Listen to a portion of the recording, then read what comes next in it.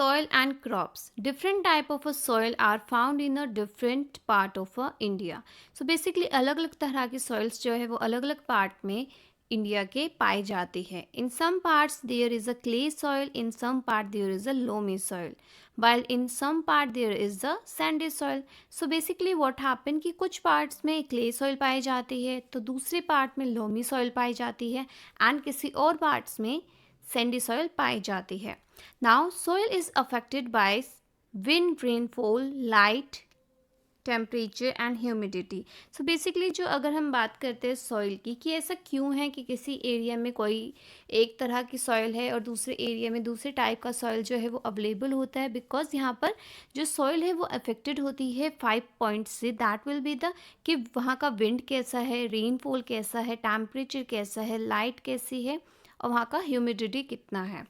These are some important climatic factors which affect the soil profile and bring changes in the soil structure. So basically what we can conclude कि ये 5 factors है जो क्या करते हैं. These were the climatic factors जो कि एक soil profile को affect करते हैं और उसके soil structures में क्या करते हैं, changes लाते हैं according to their adaptability.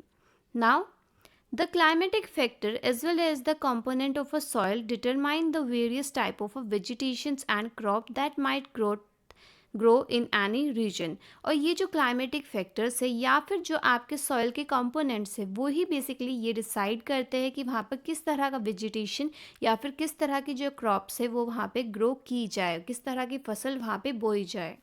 Now, clay and loamy soils are both suitable for growing cereals like wheat and gram. तो अब आपको क्या याद रखना है कि जो clay और loamy soil है बेसिकली वहाँ पर किस तरह की फसल जो है वो ज़्यादातर ग्रो करती है, लाइक द सीरियल्स जैसे व्हीट है, ग्राम है, तो ये ज़्यादा ईजिली वहाँ पर ग्रो कर सकती है. Such soil are good at retaining water because इनकी जो वाटर रिटेनिंग कैपेसिटी है, वाटर को होल्ड करने की कैपेसिटी है वो अच्छी होती है. अगर हम बात करते हैं पैडी की तो सॉइल रिच इन क्ले. तो पैडी जो होता है वो बेसिकली जो क्ले सॉइल होती है वहाँ पर ग्रो किया जाता है and organic matter and having a good capacity to retain water are ideal. तो क्ले सॉइल का बेसिकली हमने देखा था कि एक तो ये रिच होते हैं ऑर्गेनिक मैटर में और सेकेंड थिंग इज़ कि इसका जो वाटर होल्डिंग कैपेसिटी है वो काफ़ी ज़्यादा अच्छा होता है comparatively to the other soils. तो इसलिए जो पैडी है वो ज़्यादातर क्ले सॉइल में उगाई जाती है. अगर हम बात करते हैं लेंटल्स की, जो मसूर है या फिर जो आपकी पल्सेस है, दाल वगैरह होती है, तो लोमी सॉइल्स में ये ज़्यादातर उगाई जाती है which drain water easily are required because वहाँ उन बेसिकली जो आपका लोमी सॉइल होता है उसका वाटर ड्रेन जो कैपेसिटी है वो काफ़ी अच्छा होता है. नाउ फॉर अ कॉटन, अगर हम कॉटन की बात करते हैं तो सैंडी लोम या फिर लोम सॉइल जो होती है बेसिकली वो ज़्यादा अच्छी होती है कंपैरेटिवली ताकि वहाँ की जो फसल है वो अच्छे से हो सके. सो बेसिकली आपको क्या करना है, आपको सॉइल का टाइप देखना है और वहाँ पर किस तरह की फसल जो है वो ज़्यादातर उगाई जाती है. That is the main thing.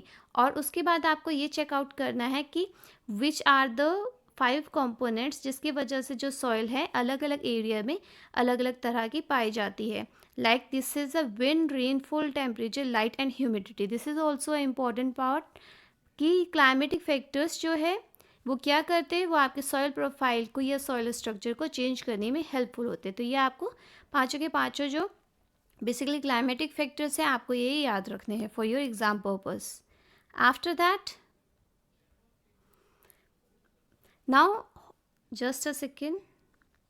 या crop such as wheat are grown in the fine clay soil. तो जो क्रॉप होती है आपके जैसे व्हीट है तो वो ज़्यादातर जो फाइन क्ले सॉइल है वहाँ पर बोई जाती है because they are rich in humus and are very fertile. और ऐसा क्यों है, बिकॉज वो एक तो ह्यूमस रिच होती है, दैट मीन्स उसमें न्यूट्रिएंट काफ़ी ज़्यादा होता है बेसिकली, और वो काफ़ी ज़्यादा फर्टाइल भी होती है, काफ़ी अच्छे से वो क्या कर सकती है उसको अच्छे से rich, because that is rich in a minerals nutrient, तो हर तरह से वो काफ़ी अच्छी होती है, उपजाऊ है. Now find from your teacher, parents, farmers the type of a soil and the crop grown in your area. अब आप अपने पेरेंट्स, टीचर्स या फिर फार्मर्स से ये पता कर सकते हो कि जहाँ पर आप रहते हो वहाँ पर किस तरह की जो फसल है वो ज़्यादातर उगाई जाती है। Now which kind of a soil would be the most suitable for planting rice, और उसके बाद आपको बताना है कि राइस बोने के लिए, बेसिकली चावल बोने के लिए कौन से सॉइल जो है वो सुटेबल होती है। Then the second question is soil with the higher and the lower rate of a percolation, कि सबसे ज़्यादा पर्कुलेशन रेट जो है हायर किसका है और सबसे ज़्यादा लोअर किसका है। सो ये आप मुझे कमेंट सेक्शन में इसके आंसर्स बताओगे।